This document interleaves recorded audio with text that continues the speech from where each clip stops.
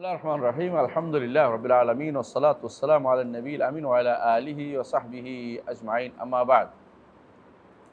আওয়াজ একটু কমাও তো এটা। তাইব।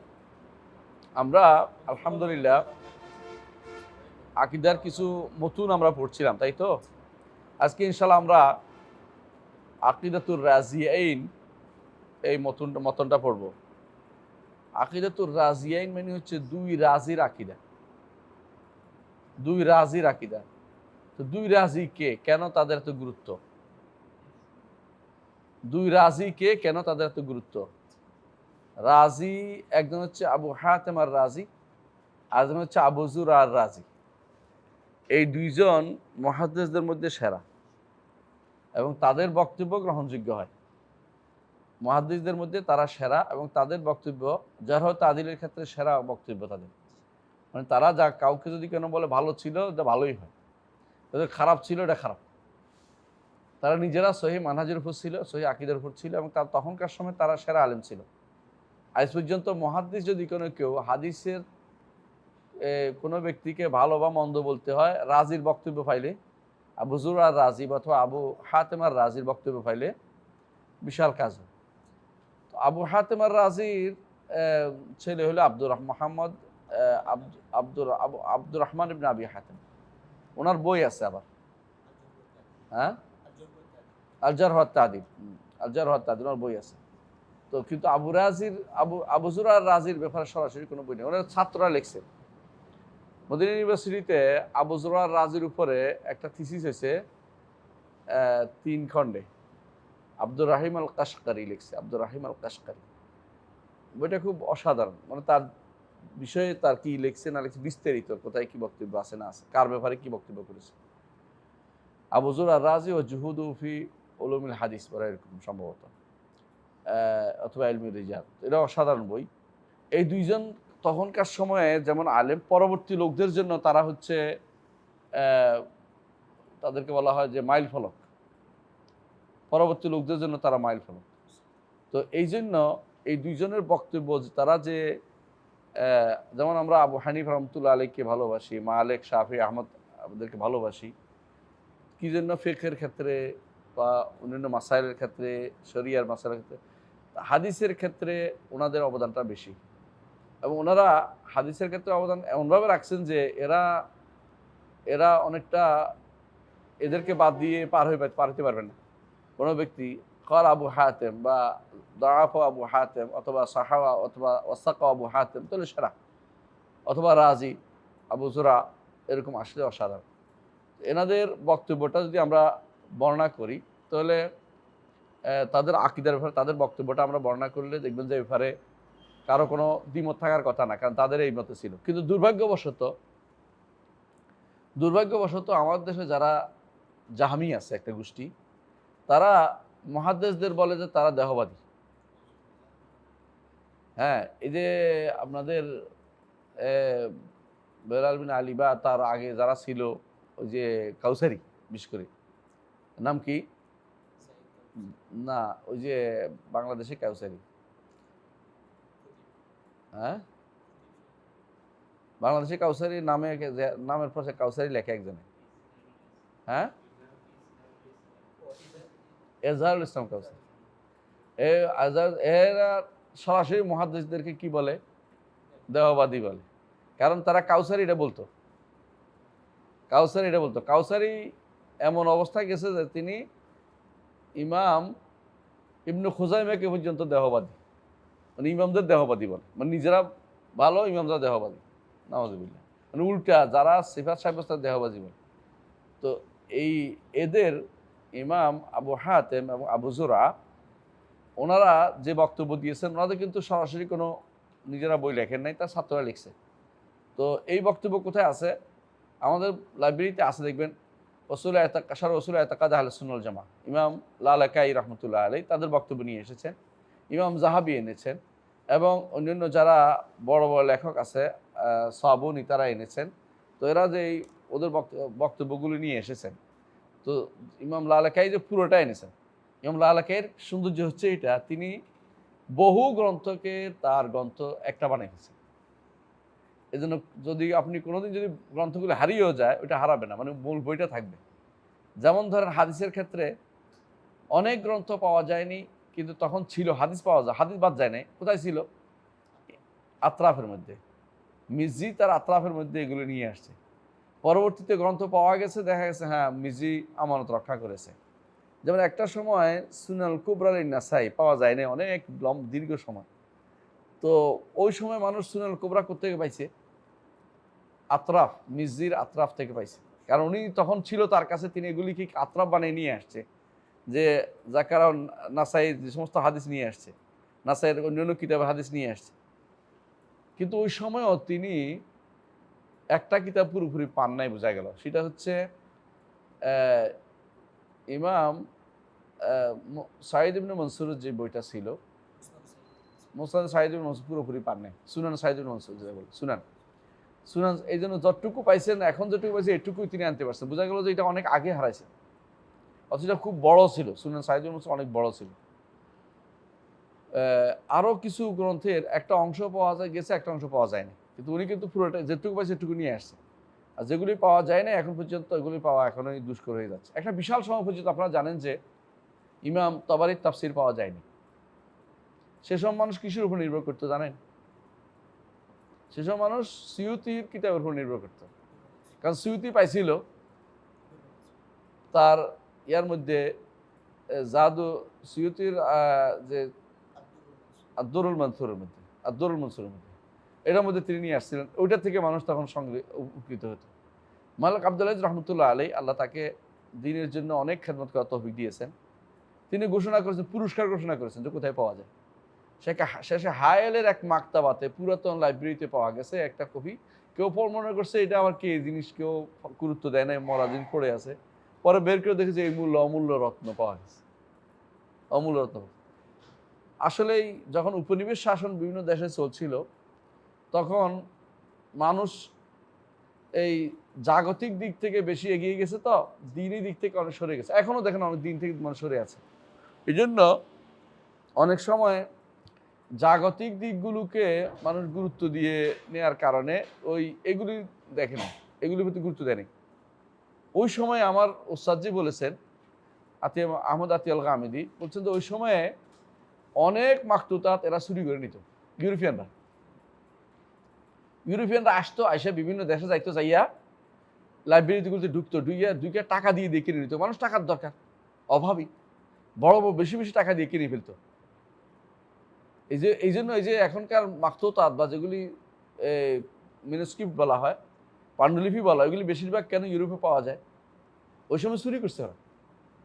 ওই সময় তারা এটা চুরি করছে। কোন সময়? উপনিবেশ শাসনের শুরুতে এটা চুরি করছে। বিভিন্ন দেশে গেছে, গিয়ে এগুলি একটা একটা করে চুরি করে বিশাল বিশাল অঙ্ক চুরি করে নিয়ে গেছে। যে কেউ বলে লিডেনে পাওয়া যাচ্ছে, কেউ বলে আমস্টারডামে পাওয়া যাচ্ছে, কেউ বলে আমেরিকান ইয়াতে পাওয়া যাচ্ছে, কেউ বলে এত বিভিন্ন দেশে দেশে পাওয়া যাচ্ছে, মিউনিকে পাওয়া যাচ্ছে, কেউ বলে অমুক। এটার কারণ হচ্ছে তারা চুরি করছে। তো আলিফ লাম বোধহয় সাতলি, ওনার নাম আলিফ জিম সাতলি, একটা বই লিখছেন, আল গাররা আলাল তুরাসিল ইসলাম, ইসলামী তোরাসের উপরে, ইসলামী সাহিত্যের ইয়ার উপরে, ভান্ডারের উপরে কিভাবে লুট করা যায়, এই লুট বিষয়ে বই লিখছে, কোথায় কি লুট করছে। তো তখনকার একজন বলছে একটা ঘটনা, বলছে যে ইয়ামানে একজন বড় আলেমের বিশাল বড় লাইব্রেরি ছিল, ছেলেরা অযোগ্য ছিল। অযোগ্য থাকার কারণে ছেলেরা এই ইয়া দিছে, একটা ফোড়ন দিছে, ফোড়ন বুঝো, মানে রুটি বানাইছে। তো যুদ্ধের সময় লাকড়ি পাওয়া যায় না। তো এখন চিন্তা ভাবনা করলো, বাবার এগুলো তো কেউ পড়ে টড়ে না, আমরা আবার এগুলো দিয়া, তখন তো আর ছাপাখানা অ্যাভেলেবেল ছিল না, হাতের লেখা ছিল, এগুলি যদি দেই তো আমার রুটি হয়ে যায়। তো এগুলি সে একটা দুইটা দিতে দিতে রুটি বানাইতো আর বিক্রি করতো, রুটি বিক্রি করতো সে। তো জার্মানি থেকে এক লোক যায়, বললো যে তুমি এগুলি কি পড়াচ্ছ? বলো এগুলি বাবার বই ছিল, এগুলি এখন আর কোনো কাজে লাগে না, কেউ নেয় না আমাদের কাছ থেকে, আমরা এগুলি রুটি বানাই রুটির মানে চুলাতে কাজে লাগাচ্ছি, চুলা ধরাইতে ভালো, এগুলি ভালো জ্বলে, তো তুমি আমার কাছে বিক্রি করে ফেলো। তো অনেক টাকা দিছে, এগুলি কিনে ফেলে নিয়ে গেছে লন্ডনে। এরকম প্রত্যেক জায়গায় জায়গায় তারা কি করতো, ঢুকতো, যে ঢুকে এগুলো চুরি করে নিয়ে যেত। মানে লুট, টাকা দিয়ে, মানুষের অভাব ছিল বেশি, নিয়ে গেছে। এখন অভাব নাই, কিন্তু স্বভাব, ওই চুরি স্বভাব রয়ে গেছে। মিশরে কোনো কোনো জায়গাতে এমনভাবে তারা চুরি করে, লাইব্রেরিতে আমাকে বলছে একজনে, যে টাকা দিলে একদম আসল কপিটাও দিয়ে দিবে, বড় টাকা দিলে লাইব্রেরিয়ানরা, টাকার দরকার এই জন্য। আমাদের শেখ মদিনার বাসায়, মদিনার শেখ হাম্মাদ আল আনসারি রহমতুল্লাহ আলী, তিনি একবার এই গেছেন কোন দেশে জানি বললেন, ইউরোপেই। উনি উল্টা গেছেন খুঁজতে, যে এখানে তো পাওয়া যায় না, আমি ওখানে যাই দেখি। ওখানে তো বসছেন, নিজেকে জাস্ট ইউরোপিয়ান সাইজে টাইজে ঢুকছেন, বুঝতে না পারে যেন, ঢুকা বসে বসে তখন লিখে ফেলেছেন একটা, আরেকটা লিখে ফেলছেন, মানে উনি যতটুকু পারে লিখে ফেলতেন। আর কারণ যুক্তি দিত, ওরা আনতে দিত না কিছু। তারপর কিভাবে কিভাবে তিনি কিভাবে অনেকগুলো মাকতুতাতকে জমা করছেন, এই টাকা দিয়ে ওইটা দিয়ে কিভাবে কিভাবে নিতে পারেন নিছেন, নিয়ে আবার মদিনা চলে আসছে। এইভাবে কিছুদিন মাকতুতাত পাণ্ডুলিপিগুলি তারা উদ্ধার করছে। এই জন্য পাণ্ডুলিপি তাহকিক করা, এটা মদিনা ইউনিভার্সিটির একটা বৈশিষ্ট্য হচ্ছে, বা সৌদি আরব ইউনিভার্সিটিগুলিতে পাণ্ডুলিপি তাহকিক করে ডিগ্রি দেয়। অনেকেই বুঝে না কেউ এটা আবার কি তাহকিক করবে, এটা মেইন জিনিস। এটি হলো আমাদের আসল যে কিতাব যে লেখা হয়েছে, এটা প্রমাণ। তো এই আকিদাতুর রাজিয়াইনের যে কথা বলতেছিলাম, এটা হচ্ছে, এইটা ওনারা লেখছেন যেগুলো, এগুলি তো আর পাওয়া যায় না, তো বই লেখা ছিল, কিন্তু যারা পরবর্তী আসছে ওরা এগুলি কি তাদের বইতে ঢুকে ফেলছে। বুঝে আসছে কথাটা? যেমনিভাবে এই আপনারা দেখবেন যে শাফিঈ মাযহাবের অনেক বই, যে বইগুলি আলাদা পাওয়া যায় না, তাদের ইমামদের অনেক বই, সুবুকি, তাজউদ্দিন সুবুকি, তার একটা গ্রন্থ আছে তবাকাত শাফিঈ আল কুবরা, 10 খণ্ডের বই। ওইটার ভিতরে কারো জীবনী আসলে তার বইটা নিয়ে আসে, কারো জীবনে তার বইটা নিয়ে আসে। এইভাবে তারা কি করতো, বইগুলি রাখে দিত, এতে করে সুবিধা হইতো কি, এই বইটা অন্য কোথাও না পাওয়া গেলে এখানে পাওয়া যাবে, জীবনী গ্রন্থে পাওয়া যাবে। তো সেই হিসাবে ইমাম যাহাবিও, তাদের নীতি, ইমাম যাহাবি কিন্তু তাজউদ্দিন সুবুকির ওস্তাদ। তো তিনিও কি করছে, তা থেকে শিখছে কিভাবে নিতে হয়। তিনিও এই গ্রন্থটা আবু হাতেম রাজি এবং আবু জুরার রাজির জীবনীর পরে নিয়ে আসছেন। কথা বলছো? তাহলে বোঝা গেল যে ওনারা তখন থেকে এটা সম্পর্কে ওয়েল নোন, এবং এভাবে কোনো সন্দেহ করার কোনো কিছু নাই। এই দুইজন হচ্ছেন রাজি। রাজি বলা হয় রাই, এলাকার দিকে সম্পৃক্ত করে। জাডা কেন বাড়ছে বলতে পারবেন? নেসবাত কেন বাড়ছে? এটা কারণ হচ্ছে, এইটা ছাড়া রাই হয়ে যায়, অর্থবেশ কমিয়ে যায়, রাই হয় না, এই জন্য যা এটা দিয়ে বাড়াইছে, যা দিয়ে বাড়াইছে। আরবদের মধ্যে কিছু তাসারুফ করে তারা নেসবাতের দিক থেকে, যে নেসবাতের দিকে তাসারুফ না করলে অনেক সময় সেটা স্পষ্ট হয় না। আমাদের দেখলাম এক ভাই খুব ঝগড়া করতেছিল একদিন, দেখলাম যে আমরা এই কেন বাংলাদেশি বলবো, লোকাতুল বাঙ্গালিয়ে কেন বলবো, আমরা লোকাতুল বাংলা বলবো। তো আমি অনেকক্ষণ ছিলাম, কিন্তু বেশি মুরব্বী হওয়াতে আমার কত ছোট মানুষ, আমার কথা কেউ শুনলো না, আমি চলে আসছি আমার কথা শোনা। কিন্তু ওনাদের বুঝাতে পারি নাই যে বাঙ্গালা বললে নু গায়ন দুইটা সাকিন হয়, আর আরবরা 2 সাকিন পড়তে পারে না, এই জন্য তারা বাধ্য একটা আলিফ বাড়াইছে। আলিফ বাড়ানোর কারণ হয়েছে কি, বাঙ্গালিয়া। এখন এটাকে তারা যদি মানতে না পারে, তো এটা তো আর কিছু করার নেই, তোমার রজমা, তোমার অনারবের দোষ, তুমি বুঝতে পারো না যে এটা ইচ্ছা করলে বাড়াইতে পারে না, বুঝলেন? মানে যে কোনো জিনিস আরবরা যখন মুআররাব করে, তখন তারা এটাকে আরবদের শেপে নিয়ে আসে, আগের শেপে থাকতে পারে না। আমার মনে আছে, আমি একজন ওস্তাদকে বললাম, আমার থিসিস লেখার সময়, পিএইচডি থিসিস সময়, বললাম যে বেদ, হিন্দু ধর্মের বইয়ের নাম বেদ। তো আমি বললাম বেদ, বলছে মা ইয়াসলুহ মা'না হাযা, ইয়াও সাকিন দালও সাকিন, 2 সাকিন তুমি একসাথে করতে পারো না, তুমি আমাকে শুদ্ধটা বলো, আমি আরবি বানাই দিব। তো আমি বললাম বেদ, হ্যাঁ বেদ, বেদা কেন, একটা মত দিলাম, আরেকটা মত দিলাম, বেদা, তুমি বেদ করে 2 সাকিন দিবা, এটা আমাদের চলবে না। তারপর 3টে বদলাই দিচ্ছেন। তো এরকম উপনিষদ করলেও হবে না, কারণ সদ হলে তো 3 সাকিন একত্র হয়, শিন ওয়াও দাল, তাই না? সদ তাহলে শিন সুদ হইলে সুদ হয়ে যায়, আর তুমি 3টে সদ লিখছো, এটা হবে না।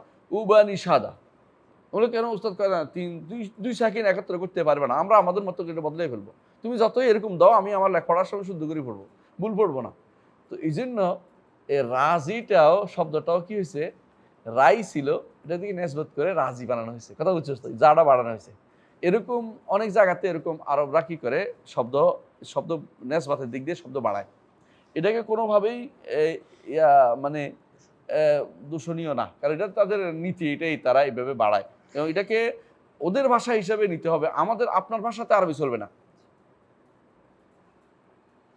বাংলাদেশি এক ভাই খুব ভালো আরবি বই লিখছে, তো আমি আমার ছেলেকে দিলাম তো পড়ে দেখো, বলছে আরবি বই লিখছে ঠিক আছে, কিন্তু আরবদের বই হয়নি, মানে ওনার বই আরবি যেগুলি আছে এগুলি আরবরা ব্যবহার করে না, উনি ডিকশনারি দেখে দেখে লিখছে, হয়তো কোনো একটা কিছু শুনে শুনে লিখছে, কিন্তু এগুলি আরবদের ব্যবহার করে, আরবদের ব্যবহার করে আরবি লাগবে, কথা বুঝছি না। তুমি যদি ডিকশনারি মুখস্থ করো তা আরবি শিখতে পারবে না, যেমন তুমি যদি কোনো ইংরেজি ডিকশনারি মুখস্থ করো তুমি আরবি বলতে পারো, কথা এরকম না, আর ইংরেজি বলতে পারো এরকম না, ইংরেজি বলতে হলে ইংরেজি সল যেটা প্রচলিত নিয়মে যাইতে হইব।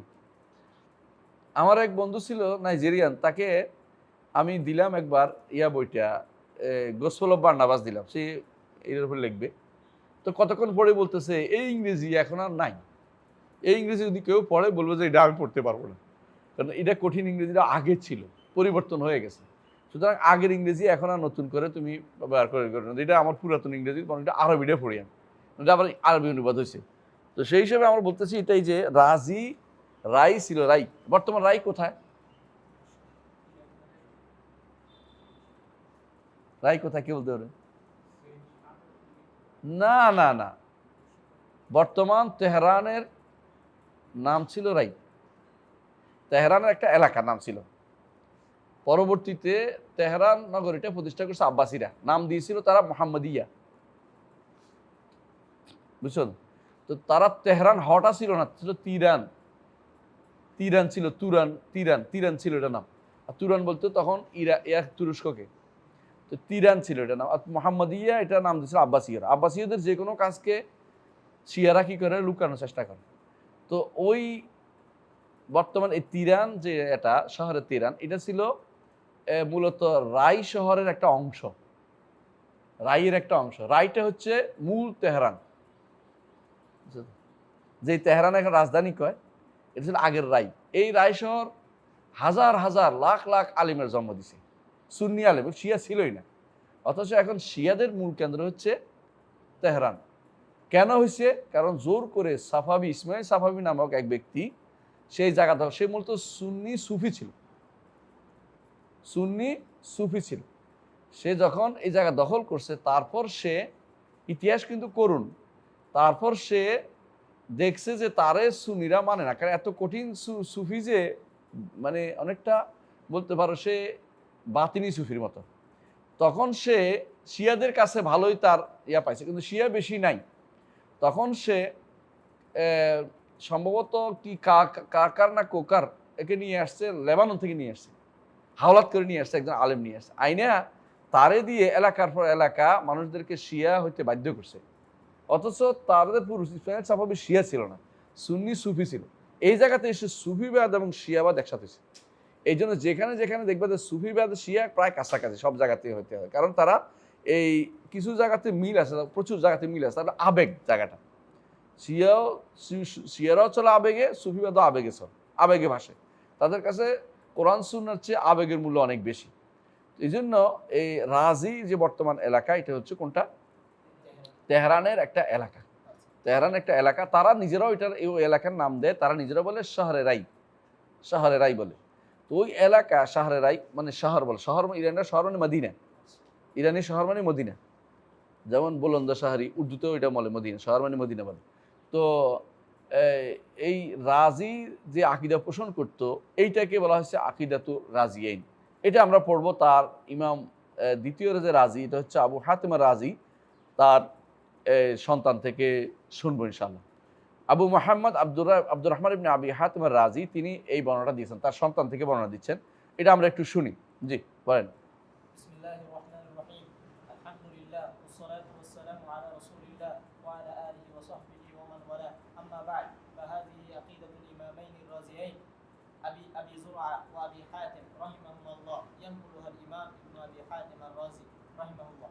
قال عبد الرحمن بن أبي حاتم سألت أبي وأبا زرعة عن مذاهب أهل السنة في أصول الدين وما أدرك عليه العلماء في جميع الأمصار وما يعتقدان من ذلك فقال أدركنا العلماء في جميع الأمصار حجازا وعراقا ومصرا وشاما ويمنا فكان من مذاهبهم. طيب فكان من عندك مذاهب مذاهبهم نقف هنا ইনশাআল্লাহ।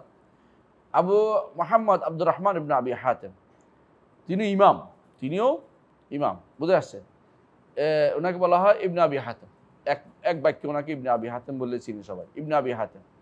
তো ওনার বলে একটা মাজরুহীন একটা বই আছে, মাজরুহীন। ওইটার মধ্যে তিনি ইমাম মানুষ যখন রাবিদের আলোচনা করেছেন তাতে আকিদাও আলোচনা করেছেন, এটা ভালো দিক এটা। তো তিনি বলছেন যে তার পিতা থেকে এবং আবু জোরা থেকে দুইজন দুইজনের বর্ণনা একসাথ করতেছেন তিনি, যদি আকিদা কি। আর মাযহাব আহলে সুন্নাহ ফি উসুলুদ্দিন, বোঝা গেল উসুলুদ্দিন নামটা তখন খুবই প্রসিদ্ধ ছিল। দ্বীনের মূলনীতি, দ্বীনের মৌলিক নীতি কোনটা? দ্বীনের মধ্যে আকিদা, মূল জিনিস আকিদা। দ্বীনের শাখা হচ্ছে যাইয়া মাসায়েল। তো উসুলুদ্দিন নামটা আমরা বলেছিলাম যে আকিদার অনেকগুলো নামের মধ্যে, মৌলিক নামের মধ্যে যেই নামগুলো কোনো বিতর্কবিহীন, সেগুলি কি কি ছিল? তাওহীদ, সুন্নাহ, ঈমান, আরেকটা কি? চারটা হবে। তাওহীদ, সুন্নাহ, তারপরে ঈমান, তারপরে আরেকটা কি? তাওহীদ, সুন্নাহ, ঈমান, তাই তো? আচ্ছা, বাকিটা পরে মনে আসবো বলবো ইনশাল্লাহ। আরেকটা হইলো আরেকটা নামও ব্যবহার হয়, শরিয়া। আহসানতা, শরিয়া। এই চারটা নাম খুবই তখনকার সময় খুবই নাম পেয়েছে এটাতে। আর যেই দুইটা নাম কমন, এটা বেদাতি ব্যবহার করছে, আহলে সুন্নাহ ওয়াল জামাত ব্যবহার করছে। এটা কি? একটা হলো আকীদা, একটা কি? উসুলুদ্দিন। এই দুইটা নাম একবার প্রচুর পরিমাণে সবাই ব্যবহার করছে তখনকার সময়, এখন যারা এখন বলে যে আকিদা কি জিনিস, তারা জাহেল। যে বলে কিছু জানি না, সে জানি না বলবে, কি জিনিস জিজ্ঞাসা করতে অর্থ নেই। এটা হলো তাজাহুল আরেফা না বলে উর্দুতে, ফার্সিতে, না জানার ভান করা। শুধু এলমে অথবা জানেই না অথবা না জানার ভান করা, দুটো একটা। যারা জানে না এরা হলো এই যে এই বিভিন্ন রকমের দলীয় লোকেরা, যারা আকিদা জানে না, উল্টাপাল্টা কথাবার্তা বলে, তারা বলে জানেই না, তারা শিখে নেই, জাহেল। আর যারা বিভিন্ন এই মাযহাবের লোক, পড়ালেখা করা লোক, তারা যে বলে যে আকিদা কি জিনিস জানি না, বুঝতে হবে, তারা ইচ্ছা করে না জানার ভান করতেছে। আর না জানার ভান করলেই যে এটা বাদ ভরে যাচ্ছে না, এটা তো বাস্তব। তো এই জন্য তখনকার সময় দুইটা নাম খুব প্রসিদ্ধ ছিল, একটা হলো উসুলুদ্দিন, একটা হলো আকিদা। এই দুই নাম খুব প্রসিদ্ধ ছিল। এই জন্য এখানে দেখছেন, এখানে শুরু করছে যে আহলুস সুন্নাহ ওয়াল জামাত উসুলুদ্দিনে কি নীতি পোষণ করেন, উসুলুদ্দিন। এই জন্য ইবান আন উসুলুদ্দিয়ানা কে লিখছে? এটা ইমাম আশআরী। আবার দেখবেন উসুলুদ্দিন নামে ইমাম আব্দুল কাদের আবু মনসুর আল বাগদাদি, তিনিও লিখছেন, অথচ তিনি আশআরী। হ্যাঁ, আর ইমাম আশআরী রহমতুল্লাহ আলাইহি, তিনি তো আহলুস সুন্নাহ ওয়াল জামাতের ইমাম। ঠিক আবার আরেকবার লিখছেন যে উসুলুদ্দিয়ানা, তিনি আবার এটাও লিখছেন ইমাম, আরও অন্যরাও লিখছেন এইবারে যে শরহুল ইবানা, যেটা বলেছেন উসুলুদ্দিয়ানা, এটাও ইমাম আজুরিও বা অন্যরাও লিখছেন এবার নাম দিয়ে। তাহলে বোঝা গেল যে এই নামটা খুব প্রসিদ্ধ ছিল, দুইটা নাম, একটা কি উসুলুদ্দিন, একটা হলো আকিদা।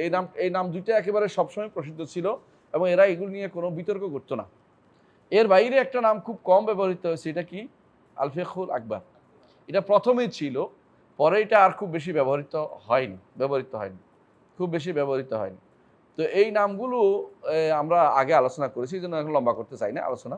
তো তিনি বলতেছেন যে আমি আমার পিতাকে এবং আবু যুরআকে জিজ্ঞাসা করেছি, আবু যুরআ রাদিয়াল্লাহু আনহু তাদের জন্য দোয়া করেছেন, দুজনকে জিজ্ঞাসা করেছি যে উসুলুদ্দিনের ব্যাপারে আহলুস সুন্নাহ ওয়াল জামাত কি মতামত দেয়, মাযহাব ব্যক্তিদের মতাদর্শ, তাদের কি মতাদর্শ। উসুলুদ্দিন বুঝছেন তো, মানে আকিদারই আরেকটা নাম। তাইব ওয়ামা আদরাকা আলাইহিল উলামা ফি জামিল আমসার, এবং তাদেরকে জিজ্ঞাসা করেছি যে আলেমদেরকে আপনারা বিভিন্ন শহরে কি আকীদার উপর পেয়েছেন, তারা কি মত পোষণ করতো সেটা আমরা পেয়েছেন। তো সেই হিসাবে কারণ কি আলেমদের বলছে কেন দলিল শুধু আপনি পোষণ করলে হবে না, আপনারা তো দুনিয়া সফর করছেন কি নিয়া, আপনারা দুনিয়া সফর করেছেন, আপনারা দুনিয়া সফর করেছেন হাদিসের জন্য এবং অনেক মানুষের সাক্ষাৎ পেয়েছেন, সাক্ষাৎ পেয়েছেন। তাহলে আপনারা এখন বলেন যে যে তাদেরকে কি অবস্থায় পেয়েছেন, এই সময়টা কখন, যে সময় তারা বলতেছে এই সময়টা ইমাম আহমদ ইবনে হাম্বলের পরপর। বোঝা গেল যে আহমদ ইবনে হাম্বল তো ছিলেন স্যার ইমামের একজন, এর পরের অংশের সময়টাও তারা একই আকীদায় পোষণ করেছেন, বহু আলেম থেকে তারা পেয়েছেন। তো এই জন্য বলছে আপনি জায়গায় জায়গায় ঘুরেছেন হাদিসের জন্য, আমাদেরকে বলেন তারা কি আকীদা পোষণ করতো। ওমা ইয়াতাকিদানি ফি যালিকা, তারা কি আকীদা পোষণ করতো। তাহলে আকীদা শব্দটা কি তখন ছিল তো না ছিল না? ছিল। আবু যুর রাজি, আবু হাতিম রাজি তারা ব্যবহার করেছেন এবং তার সাথ ছেলেও ব্যবহার করছেন আবু মুহাম্মদ আব্দুর রহমান ইবনে আবি হাতিম, তিনিও বলছেন। ফাকালা, এখন তারা শুরু করেছেন একটা একটা করে বলতে, যেগুলি খুবই দরকার সেগুলি তিনি আলোচনা করবেন। তারা বলছেন আদরাকনা উলামা ফি জামিল আমসার, আমরা আলেমদেরকে পেয়েছি বিভিন্ন শহরে, হিজাজান ওয়া ইরাকান ওয়া মিসরান ওয়া শামান ওয়া ইয়ামান, তখনকার সময় এগুলি ছিল বিখ্যাত দেশ, বিখ্যাত অঞ্চল। তাহলে অঞ্চলের পরিস্থিতি দূষণীয় না, কিন্তু অঞ্চল ভাগ হওয়া দূষণীয়। ইসলামে তখন যদি কোনো এরকম ভাগ হয়ে যেত তাহলে আবু যুর আর বের হইতো না। এখন যদি কোনো জগতের মানুষ খোলা থাকতো যে মক্কা মদিনা যে দিন পড়তে পারবে, বিভিন্ন দেশে পড়তে পারবে, তাহলে এই সমস্যা তৈরি হতো না। কিন্তু এখন তো পরিবেশ দিয়ে দিছে, পাসপোর্ট দিয়ে আটকাই দিছে মানুষদেরকে, ভিসার জাতা কলে ফেলে দিছে মানুষদেরকে। মানুষ দিন শিখতে পারে না, শুধুমাত্র গেলে কাজের জন্য যেতে পারে, টাকা নিয়ে আসতে পারে, কিন্তু দিন নিয়ে আসতে পারে না, এমন অবস্থা তৈরি হয়েছে। এটা ভয়াবহ একটি বিপর্যয়, আলেম দেশের মানুষের জন্য বিপর্যয় এটা একটা। এটা ইউরোপিয়ানরা দেখেন তাদের একটা বিষয় হলে একটা দেশে তারা 24টা দেশে ঘুরতে পারে একসাথে। আর আমাদের দেশগুলো, মুসলিম দেশগুলোতে একে অপরের দেশে যাইতে হলে বহু কাঠখড় পড়াইতে হয়। এগুলি উপনিবেশ শাসনের বাকি অংশ, এগুলি থেকে মুসলিমদের বেরিয়ে আসা উচিত। কারণ এই কাজগুলি কোনোদিনই মুসলিমদের হইতে পারে না। মুসলিম এক দেশ হইতে হবে, পরিচালক ভিন্ন থাকতে পারে, কিন্তু যাওয়া আসার জন্য বাধা এটা কমানো যাইতে পারে। এটা তখনও ছিল পরিচালক, অঞ্চলভিত্তিক কি ছিল, পরিচালক ছিল, কিন্তু কেউ কারো দেশে বাধা দিত না। আফ্রিকাতে এখনও সেটা আছে। আফ্রিকাতে কেউ যদি কোনো ধরেন সে ফোল্লাতা হয়, তো ফোল্লাতা হয়তো 13টা দেশে আছে, 13টা দেশে ঘুরে আসবে সে। যদি সে হাউসে হয় তো 3-4টা দেশে আছে, তারা এই মাঝখানে ঘুরে বেড়াবে, কেউ তারা বাধা দিতে পারবে না। কারণ বলবো যে আমার বাবা এখানে, মা এখানে, এরকম আমার আত্মীয় ওখানে আছে, এরকম তারা যাইতে পারে এখনো। কিন্তু শুধু এটা সবচেয়ে বেশি সমস্যা হচ্ছে এশিয়াতে এই সমস্যাটা প্রবল আকার ধারণ করেছে। আফ্রিকাতেও তেমন সমস্যা হয়নি, ইউরোপও বা আমেরিকাতেও তেমন সমস্যা হয় না। সব বড় সমস্যা এটা এশিয়ার উপর দিয়ে ফেলাই দিচ্ছে সবটা, এই সমস্যাটা। এর কারণে আমাদের ছেলেরা পড়তেও যেতে পারে না অনেক সময়, আর দিন শিক্ষার ক্ষেত্রে তাদের মধ্যে একটা বড় ধরনের অনীহা প্রকাশ হয়। তারা যে রাষ্ট্রগুলি চাচ্ছে টাকা রোজগার, মানুষ খায়ে বাসুক মরে যাক, আমাদের খেদমত করুক, এটা চাচ্ছে। দিনের খেদমতের জন্য কেউ তৈরি হচ্ছে না। যাক আলাকুল্লাহ, যেটা বললাম যে তখনকার সময় বিখ্যাত জায়গা ছিল হেজাজ। হেজাজ বলতে কি বোঝাইতো? Mecca Medina. ইরাক, ইরাক এখনো ইরাক, তবে ইরাকের একটা অংশ এখনো ইরানের ভিতরে। এটা হলো আহওয়াজ যে এলাকাটা, এটা ইরাকের ভিতরে ঢুকে রয়েছে। আরেকটা হলো মিশর, তখনও মিশর নামে ছিল। আর শাম বলতে তখন বুঝাইতো সিরিয়া, লেবানন, জর্দান এবং ফিলিস্তিন, এই সবগুলি ছিল শাম, তখনকার দিনের শাম। তো এই জন্য শাম এখন 4 ভাগে বিভক্ত হয়েছে। আর ইয়েমেন, তখনকার দিনে ইয়েমেন বলতে বর্তমান ইয়েমেনের 2টা অংশই এটার সাথে সম্পৃক্ত ছিল। এই সবগুলি তারা তখন ঘুরে বেড়াতো এবং আকীদা জানতো, এবং আকীদা না নিয়ে কোনো হাদিস নিত না, আকীদা না নিয়ে কোনো হাদিস নিত না। একটু পরে আমি বলবো সেটা। দেখেন ফাকান মাযাহিব, তাদের কি মাযহাব ছিল, কি মত ছিল। এই মাযহাব বলতে ফিকহি মাযহাব না, তাদের মত কি ছিল এটা বলা হচ্ছে। তারা বলতো কি আল ঈমানু কাউলুন ওয়া আমালুন ইয়াজিদু ওয়া ইয়ানকুস। ঈমান কথা ও কাজের নাম। কথা কয়টা? 2টা। আমল কয়টা? 3টা। এটা মুখস্থ রাখতে হবে। কথা কয়টা? 2টা। কি কি কথা? কাউলুল কলবি ও কাউলুল লিসান। কাউলুল কলব হচ্ছে আকীদা, মানে যেটাকে বলে তাসদীকুল জিনান, আর কাউলুল লিসান হচ্ছে ঘোষণা, এক মনে মনে মনে স্বীকৃতি, কাউলুল লিসান। আর যেটা আমলুল লিসান হচ্ছে আজকারগুলো, আজকারগুলো। আর আমলুল লিসানের মধ্যে আছে আবার আমরুল মারুফ নাহি আনিল মুনকার, এই জাতীয়গুলো। আর যেগুলো আমলুল কলব হচ্ছে খাউফ, রাজা, তাওয়াক্কুল, ইনাবা, এগুলি সব হচ্ছে কি আমলুল কলব, আমলুল কলব। তাহলে কাউল দুইটা, আমল তিনটা, আমল তিনটা। এই এর চেয়ে একটা যদি কেউ না মানে তো সেই ব্যক্তি আহলুস সুন্নাহ ওয়াল জামাতের অন্তর্ভুক্ত না। এই জায়গাতেই প্রথম এসে আশারি মাতুরিদিরা আহলুস সুন্নাহ ওয়াল জামাতের বাইরে চলে গেছে। এই জন্য ইমাম বুখারী বলছেন, আমি 1000 মুহাদ্দিস থেকে হাদিস নিয়েছি, কিন্তু যে ইমানকে যে ব্যক্তি কাউলুন ও আমল বলবে না তার থেকে হাদিস নিন। কারণ সে প্রথম ইটেই ভুল করেছে, প্রথম জায়গাতেই ভুল করেছে। আর যে ব্যক্তি প্রথমে ভুল করে তাকে আর সোজা করা যায় না। এই জন্য তিনি তাদের থেকে হাদিস নিতেন না। অর্থাৎ আকিদার ক্ষেত্রে মেইন প্রবলেম হচ্ছে ইমান, আকিদাকে ইমান এবং ইমানকে কথা এবং কাজ না বললে সে ব্যক্তি বিশুদ্ধ আকিদার অধিকারী না। এই জন্য আশারি মাতুরিদা বিশুদ্ধ আকিদার অধিকারী হইতে পারে নাই। কথা বুঝতে পারছি। আর একটা হচ্ছে ইয়াজিদ ওয়া ইয়ানকুস, কোরআনে আল্লাহ বলছে বাড়ে, হাদিসে রাসূল বলছে কমে। আর যারা বলবে বাড়ে না কমে না, তারা সরাসরি কোরআন সুন্নাহর বিরোধিতা করতেছে, কোনো কারণ নাই। শুধু তারা কেন বিরোধিতা করে এটা বলেন তো, কেন বিরোধিতা করে? না, মূল কারণ কি? এটা তো হচ্ছে ব্যাখ্যা। মূল কারণ হচ্ছে ইমানটাকে তারা মনে করছে একক জিনিস। ইমান একক জিনিস না, ইমান হচ্ছে ব্যাপক জিনিস। অনেক জিনিস দিয়ে ইমান হয়, যেমন কুফরও অনেক জিনিস দেওয়া হয়। এই যতক্ষণ পর্যন্ত এইটা না মানবে ততক্ষণ পর্যন্ত কেউ ইমানদার হইতে পারবে না। মূল সমস্যা হচ্ছে এটাই যে ইমানকে তারা বাসিত বলছে, অথচ ইমান বাসিত বলতে কোনো জিনিস পৃথিবীতে নাই, বাসিত বলতে কিছুই নেই। এগুলি হচ্ছে বাসিত ধারণার ভিতরে আসে, বাসিত কোনো কিছু নেই। কোনো কিছু একসাথ হলেই সেটা দৃশ্যমান হয়। তো ইমান এককভাবে কোন জিনিসের নাম, এককভাবে কোনো জিনিসের নাম নয়, অনেকগুলো জিনিসের একসাথ করে সেটাকে ইমান বলা হয়। কথা বুঝছেন? এই জন্য রাসূলুল্লাহ সাল্লাল্লাহু আলাইহি ওয়াসাল্লাম কি বলেছেন, আল ইমানু বিদউন ওয়া সাবউনা শুবা, ইমানের রয়েছে 70 শাখা। যে জিনিস শাখা বিশিষ্ট সেটা একক হয় না, এটা কি হয়? ব্যাপক হয়। যে জিনিসের শাখা আছে এটা একক হয় না, ব্যাপক হয়। ইমানের শাখা বলছে রাসূল, আলা বলছে, আদনা বলছে, মাঝামাঝি বলছে, তিনটেই বলছে। আলা বলছে কি? লা ইলাহা ইল্লাল্লাহ। লা ইলাহা ইল্লাল্লাহ একদিকে কাউল, একদিকে আমল। কাউলুল লিসান, আমলুল লিসান। লা ইলাহা ইল্লাল্লাহ আবার আমল, এটা আবার কাউলুল কলব, এটা আবার কাউলুল কলব। আদনাহা ইমাতাতুল আদা আনিত তারিক, রাস্তা থেকে কষ্টদায়ক জিনিস দূর করা, এটা হচ্ছে আমল। আরেকটা হচ্ছে আল হায়াউ শুরবাতু মিনাল ইমান, এটা হচ্ছে অন্তরের আমল, এটা হচ্ছে অন্তরের আমল। হায়া শুরবাতু মিনাল ইমান, অন্তরের আমল। এখন অন্তরের আমলটা নষ্ট করার জন্য নারীদেরকে প্রগলভা বানানো হয়েছে। নারীরা যে যত বেশি কথা বলতে পারে, যে যত বেশি কথা বলতে পারে, সেটা মিডিয়াতে হোক বা ভিডিওতে হোক বা অডিওতে হোক বা ক্লাসে হোক, তাকে বড় বেশি পণ্ডিত ধরা হয় এবং তার মর্যাদা উল্লেখ করা হয়, তিনি এইটা ওইটা ওইটা ওইটা সংস্কৃতি মনা, সে সবচেয়ে বড় শয়তান। মানে এত কথা বলা তার অধিকার নাই, প্রয়োজনের বেশি কথা কেন বলবে? সে তো কথা বলবে যার সাথে, তার সাথে, যেখানে সেখানে কথা বলবে না। এখন যারা এরকম ঘুরে বেড়ায় রাস্তায় রাস্তায়, ওদেরকে তারা মনে করছে যে এই বোধহয় নারী, আসলে তারা পুরুষের ভূমিকা চলে আসছে। নারীর যে হায়া সেটা নষ্ট করে ফেলেছে এরা।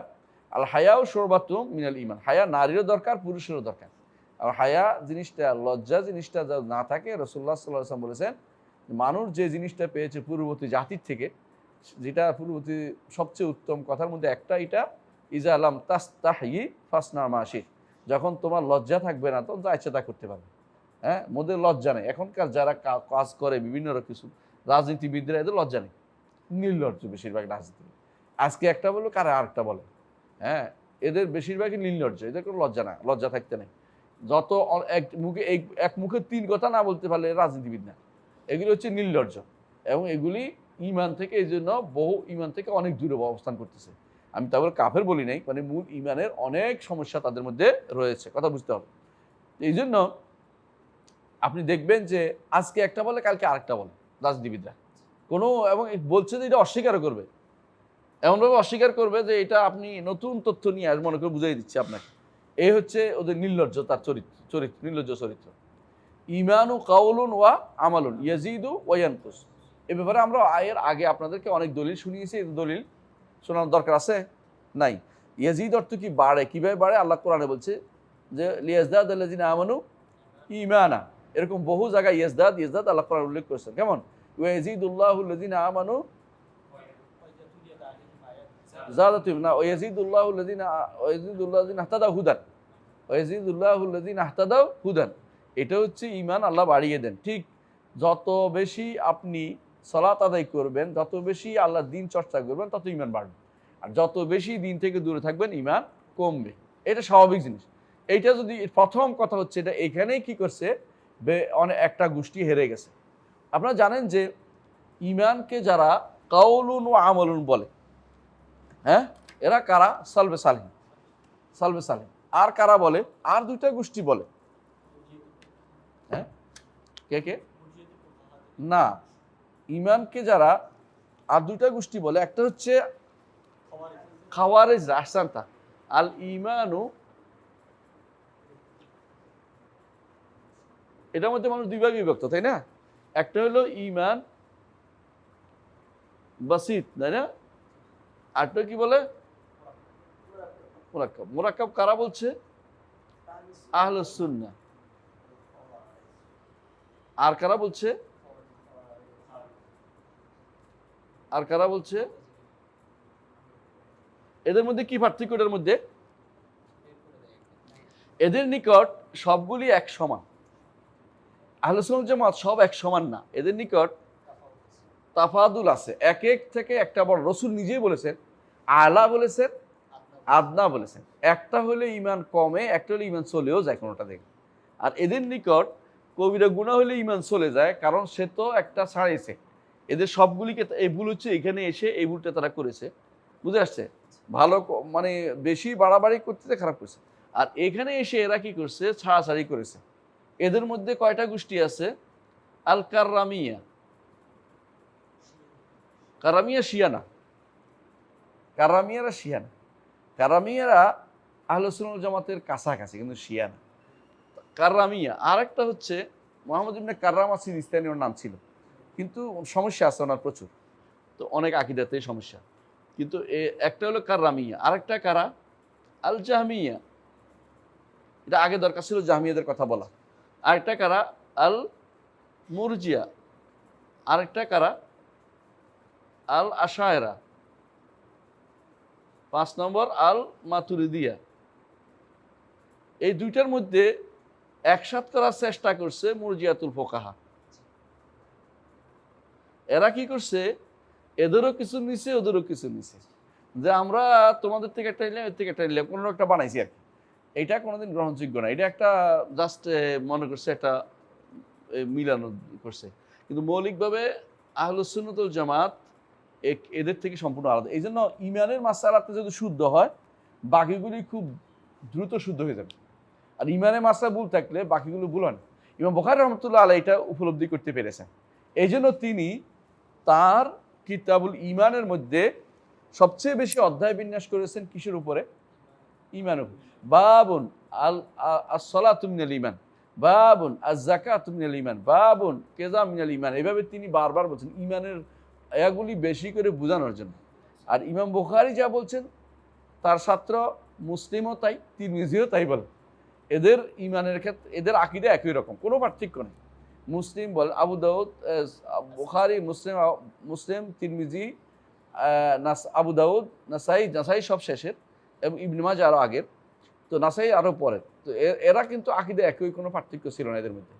মুহাদ্দিসদের আকীদার মধ্যে কোনো বিভেদ ছিল না কোনোদিন। সর্বপ্রথম মুহাদ্দিসদের আকীদা বিভেদ নিয়ে আসে কে? ইবনে হিব্বান।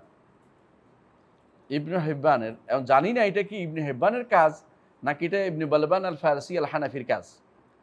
কথা বুঝতে পারছি? ইবনে হিব্বান যে গ্রন্থটা লিখছেন নাম ছিল আত-তাকাসিম ওয়াল আনওয়া, কিন্তু এনার ছাত্র ইবনে বালবান আল ফারসি আল হানাফি, তিনি এটাকে তারতিব দিছে। তারতিব দিয়া অধ্যায় বিন্যাস করেছেন। অধ্যায়ের মধ্যে এমন সব কথা লিখেছেন যেগুলি আহলুস সুন্নাত জামাতের আকীদার সাথে মিল খায় না। এরকম তাবিল আছে কিছু। এটা জানি না উনি কি নিজে করেছেন আরেকজন করেছে এই নিয়ে আমার সন্দেহ আছে, কারণ এটা কি ছাত্র ছাত্র ছাত্র আমার ছাত্র না, পরের জেনারেশন করেছে, অনেক পরে। এটা একটা সমস্যা। এরপরে যে আরেকজন পাইছি আমরা হাকেম। হাকেমের মধ্যে কিছুটা শিয়াবাদের ছিল, কিছুটা শিয়ার, তবে শিয়া বর্তমান রাফিজির শিয়ান আউজুবিল্লাহ। তিনি ছিলেন বা জাস্ট পছন্দ করতেন, আলের বাইতের তাফদিলকে পছন্দ করতেন, কিন্তু তারা রাফিদি শিয়া বা এই জাতীয় আউজুবিল্লাহ এই জাতীয় শিয়া তারা ছিলেন না। তো তাদের কিছু ইয়ার মধ্যে বর্ণার মধ্যে কিছু জিনিস পাওয়া যায়, বিশেষ করে তারা যেমন আবুয়াবের মধ্যে কিছু এরকম জিনিস পাওয়া যাচ্ছে, তাসাইয়ের গন্ধ পাওয়া যায়। আর একজন হচ্ছেন পরবর্তী জেনারেশন, এরাই খাত্তাবি ছিলেন না? খাত্তাবি আগে না বাইহাকি আগে? খাত্তাবি কত 300 কত জানি, হ্যাঁ একদম শেষের দিকে কাছাকাছি। খাত্তাবি কিছু কিছু তাবিল করছেন, কিন্তু খাত্তাবি সেগুলোতে রুজাত করছেন এবং সে তারপর বইও লিখছেন। কিন্তু এরা কি করছে, আশারি মাতুরিদিরা আগের বই নিয়ে ব্যস্ত থাকে, পরের বই তিনি ব্যবহার করেন। কিন্তু সবচেয়ে বেশি ভয়ানক জায়গা, বেশি ভীতিপ্রদ বা খারাপ মানে যে কাজটা করেছেন বেশি, ইনি হচ্ছেন ইমাম বাইহাকি রহমতুল্লাহ আলাইহি। তিনি একদিকে মুহাদ্দিসদের কাছে পড়েছেন, হাদিসও এনেছেন, অনেক খেদমত করেছেন। আরেক দিকে তিনি কালাম শাস্ত্র পড়েছেন, যেটা মুহাদ্দিসরা সবসময় কালাম শাস্ত্রের বিরুদ্ধে ছিল, পড়ার বিরুদ্ধে ছিল। পড়ার কারণে তিনি জায়গায় জায়গায় ভালো আনছেন, আবার মন্দ আনছেন, ভালো আনছেন, মন্দ আনছেন। ভালোটাও ফেলে দেওয়ার মতো না, এমন সব তথ্য তিনি এনেছেন যেগুলি দ্বারা বোঝা যাচ্ছে যে তিনি জানতেন না, তা বলা যাবে না। কিন্তু তিনি ইয়ার কাছে পড়ার কারণে, ইবনে ফৌরাকের কাছে পড়ার কারণে তার মধ্যে অনেক তাবিল ঢুকেছে, যে তাবিল থেকে তিনি বের হইতে পারেন নাই। এই জন্য উস্তাদ নির্বাচন করা, প্রতিষ্ঠান নির্বাচন করা একটা গুরুত্বপূর্ণ জায়গা, কারণ আপনি খারাপ উস্তাদের কাছে পড়ে ভালো কিছু আশা করতে পারবেন না। এই জন্য আমরা যখন দেখি কেউ যদি কোনো ভালো ওস্তাদের কাছে পড়েছে, আমরা অন্তত বলি যে কিছু না কিছু পাওয়া যাবে। হ্যাঁ, খারাপ ভালো ওস্তাদের কাছে পড়েও খারাপ হয়। আমরা মদিনা ইউনিভার্সিটি পড়ে অনেক মানুষকে দেখছি পথভ্রষ্ট আছে, এখন দেখেন না বিভিন্ন কথাবার্তা, আউল ফাউল কথাবার্তা বলে। কিন্তু বেশিরভাগ সময় মদিনা বা যেটা মুহাদ্দিস যারা ছিল, তাদের মানহাজ যারা ছিল, তারা বিশুদ্ধ তরিকার উপরেই ছিল। তো যেটা বলছিলাম, আল ইমানু কাউলুন ওয়া আমালান ইয়াজিদু ওয়া ইয়ানকুস, ইয়াজিদু ওয়া ইয়ানকুস। এদের মধ্যে দেখেন জাহমিয়ারা কি বলছে, ইমান হচ্ছে শুধু চিনার নাম, শুধু চিনার নাম, হ্যাঁ মারবে। আর কারামিয়ারা কি বলছে, শুধু কওলের নাম বললেই হলো, বুঝছেন? আরেক দল বলছে যে না, শুধু হ্যাঁ শুধু কওলের নাম। আরেক দল বলছে শুধু শুধু বিশ্বাসের নাম। বিশ্বাসের নাম বলছে কারা? মুরজিয়ারা। বিশ্বাস ঠিক আছে, আর কিছু লাগবে না। আর আশায়ের মাতুরিদি এর সাথে যুক্ত হয়েছে, এখানে এসে তারা কি হয়েছে, মুরজিয়া হয়ে গেছে। তারা মুরজিয়া হয়ে গেছে। বর্তমান যুগে সবচেয়ে বড় সমস্যা হলো এরজা। একদিকে খাওয়ারিজদের সমস্যা, একদিকে এরজাদের সমস্যা। খাওয়ারিজরা একটা সময় এসে, বর্তমান সময়ে এসে বুঝতে পারে, বয়স বেশি হলে, যে আমার এটা ভুল ছিল। যেমন আ উ হা একটা আছে না, গরু ছাগল, এটা কয়দিন পরে দেখি যে এখন এমন ডিগ্রি দিছে, আগে তো ছিল খারেজি, এখন একেবারে লাভ দিয়ে উঠে এখন হয়েছে কি, হ্যাঁ এখন দলের ভিতরে ঢুকছে, দলটাকে ফসাইবে, নিজেরাও ফসবে, দলটারও ফসাইবে, কারণ সে এখন ঢুকছে এখানে এসে সব আজে বাজে কথা বলবে, কারণ তার তো কোনো মাথার কোনো ঠিক নেই, যা বলে যাইছে তা বলে। তো এইরকম আবার দেখবে যে আরে এই কিন্তু মুরজিয়ারা সারা জীবনে মুরজিয়া থেকে যায়, মানে তারা মনে করে যে আল্লাহ গফুর রাহিম, যাই করি না এখন আল্লাহ তো ক্ষমা করেই দিবে। এগুলি হচ্ছে ভয়াবহ বিভ্রান্তি। এই জন্য আহলুস সুন্নাহ ওইটার নাম, যে কারামিয়ানা, যে জাহামিয়ানা, যে আশারিনা, যে মাতুরিদিনা, যে মুরজিয়ানা, যে খারেজিনা, যে মুতাজিলানা, যে কাদারিনা, যে জাবারিনা, এটার নাম হচ্ছে আহলুস সুন্নাহ। এখন যদি কেউ বলতে আমিও আহলুস সুন্নাহ, তো সবাই দাবি করতে পারে, কুল্লুন ইয়াদদাঈ ওয়াসলাম বিলাইলা ওয়ালাইলা লা তুখলু লাহুম বিযাকা। সবাই বলে যে লাইলা আমার, কিন্তু লাইলা বলে না আমি তো কারো না, আমি তো হইছি কার, মজনু। তো আমরা ইমানের দাবি সবাই করে, মানে ইমান, আমাদের ইমান শুদ্ধ, কিন্তু শুদ্ধ হইতে হলে কোন জায়গায় যেতে হবে? আকিদাতুর রাজিয়াইন। কথা বুঝছেন তো?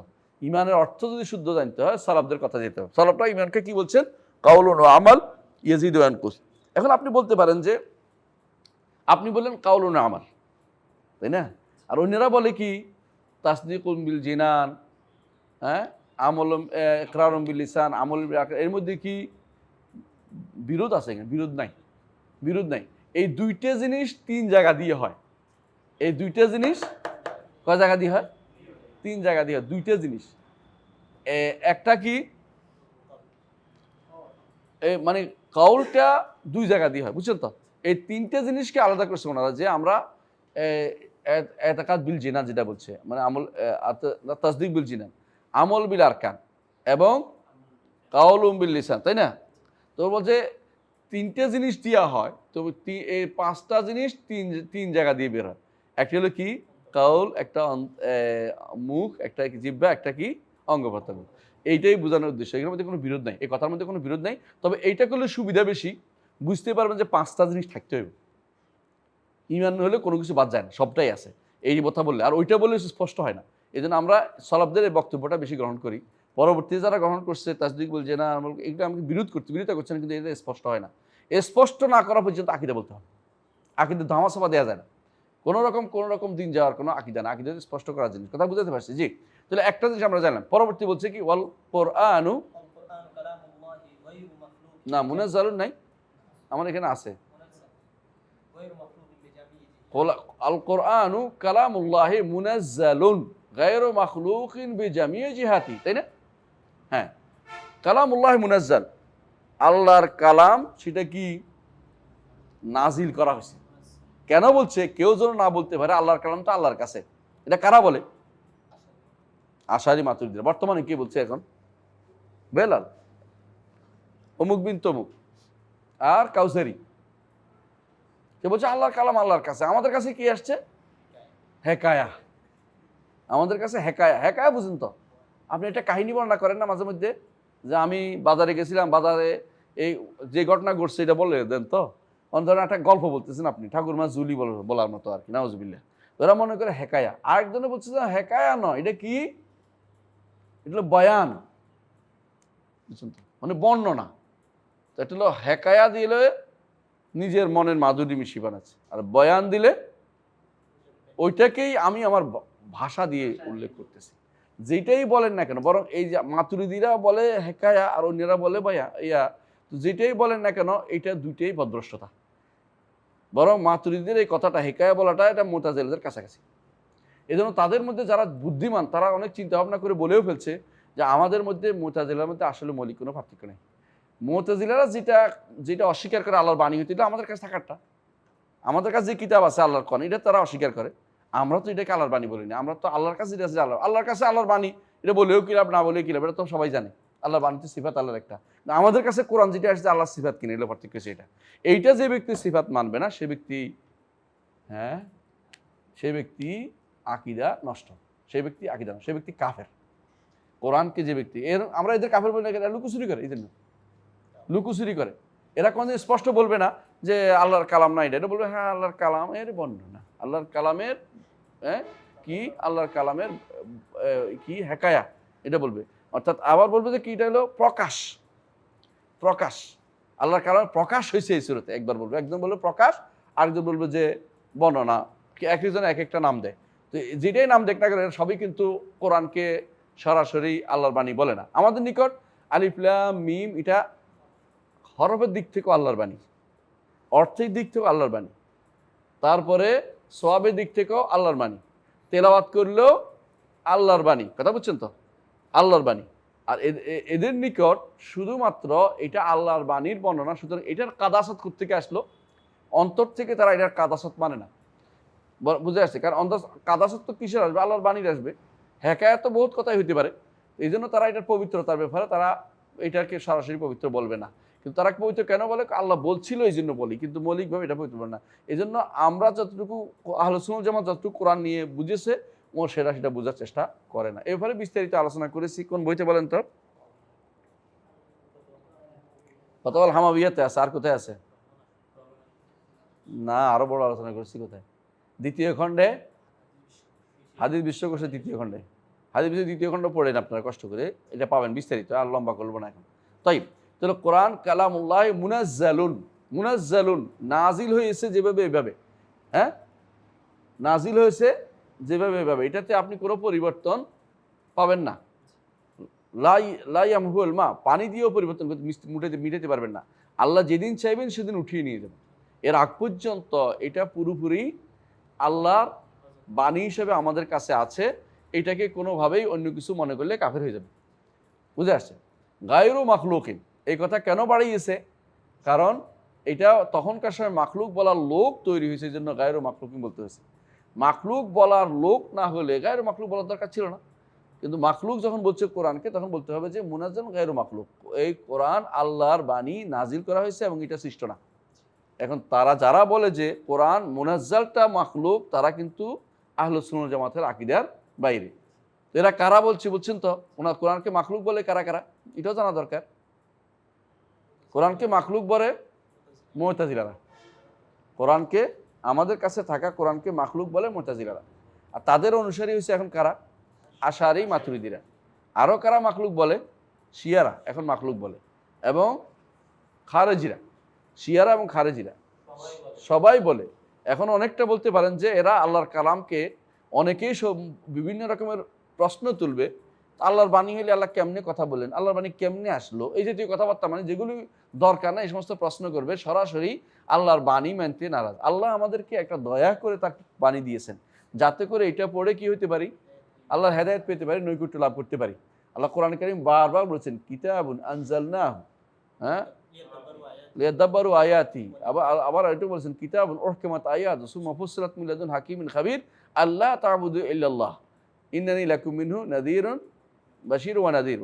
তো যেভাবে আল্লাহ তাআলা যেটা বলছেন, এর অর্থ হচ্ছে কিতাব নাজিল করেছেন হেদায়েতের জন্য, কিতাব নাজিল করেছেন তাদাব্বুরের জন্য, কিতাব নাজিল করেছেন এটার উপরে আমল করার জন্য, কিতাব নাজিল করেছেন তেলাওয়াত করার জন্য, কিতাব নাজিল করেছেন। এই যতগুলি কারণ নাজিল হয়েছে, 3টা কারণ উল্লেখ করেছি, এইগুলি সবই কিন্তু এই কিতাবেই। আপনি এটা মনে করার কারণ নাই যে কিতাবের হেকায়া আসছে, কিতাবের বর্ণনা আসছে, প্রকাশ আসছে, এগুলো হচ্ছে শয়তানের কাজ সাজি, এগুলি কোনো ইমানদার বলতে পারে না। এই জন্য গায়রু মাখলুক বলতেই হবে। বেজামিয়ে জিহাতি, সর্বদিক থেকে, লফজের দিক থেকে, মানার দিক থেকে, লফজ মানা কোনোটাই মাখলুক বলা যাবে না, সবটাই কি গায়রু মাখলুক, গায়রু মাখলুক। হ্যাঁ, লেখলে কালিটা মাখলুক, কাগজটা মাখলুক, কিন্তু কথাটা মাখলুক নেই। আল কালামু কালামুল বারি, হ্যাঁ, আসসাউতু সাউতুল কারি। এখন যদি কেউ বলে কোরআনের আওয়াজ শোনার কারণে, বলছেন একজন কি বলছে, দেয়াল দেশে পড়ে যাবে। কোন দেয়াল দেশে পড়ে যাবে? হ্যাঁ, কনস্টান্টিনোপলের দেয়াল ধসে যাবে। কেন? যদি কেউ বলে, আমি নাম বলতেছি না, আপনারা বুঝে নেন, যদি কেউ বলে যে হ্যাঁ ইয়ার কারণে, আল্লাহর কোরআন আওয়াজের কারণে পড়ে গেছে, তো কোরআন আওয়াজের কারণে পড়ে না, মিথ্যা কথা বলছে। আল্লাহর আওয়াজের কারণে বলছে, মিথ্যা কথা বলছে। হ্যাঁ, আওয়াজ কোরআনে কারীম যে ব্যক্তি পড়ে, এটা কার আওয়াজ? আল্লাহ আওয়াজ দিয়ে কথা বলেন, কিন্তু আমাদের কাছে যেটা আছে এটা যখন আমরা পড়ি, কার আওয়াজ? আমাদের। এটা সৃষ্টির আওয়াজ। কিন্তু আল্লাহ যখন কথা বলেছেন, হারফিন ওয়া সাউতিন, আওয়াজ ছিল এবং সেখানে কি ছিল? হরফ ছিল, অক্ষর ছিল। এই দুইটা অস্বীকার আমরা কেউ করি না। কিন্তু যদি কোনো এটাকে বলেন আপনার আওয়াজটাও যদি আল্লাহর আওয়াজ মনে করেন, তাহলে মহা সমস্যা। বরং যেখানে বলছে যে ইয়াটা, এই কনস্টান্টিনোপল আমাদের বিজয় হবে, সেখানে কি দেওয়া হয় বলছে? তাকবীর, তাই না? সেখানে বলে নাই যে কোরআন তেলাওয়াত করতে গেছে ফু দিবে, এটা বলে নাই। আপনারা এই জিনিস বাড়াই বলার কারণ কি? মনে করে অনেক কিছু নতুন করে দিতে পারলে বুঝি একটা এলেম। না, পুরাতন এলেমটাকে দেয়াটাই হচ্ছে এলেম, যেটা সালফে সালিন ছিল এটা দেয়া এলেম। নতুন করে কিছু দেয়া এটা আহলুস সুন্নাহ ওয়াল জামাতের মানহাজ না। কথা বুঝছেন? তাই এরপর ওয়াল কাদারু, আমরা মনে এখানে থামি। ওয়াল কাদারু খায়রুহু ওয়া শাররুহু মিনাল্লাহ আযজা ওয়া জাল্লা। এটার বিস্তারিত ব্যাখ্যা আমরা আলোচনা করব। সুবহানাকাল্লাহু ওয়া বিহামদিকা আশহাদু আল্লা ইলাহা ইল্লা আনতা আস্তাগফিরুকা ওয়া আতুবু ইলাইক। আসসালামু আলাইকুম ওয়া রাহমাতুল্লাহি ওয়া বারাকাতুহু।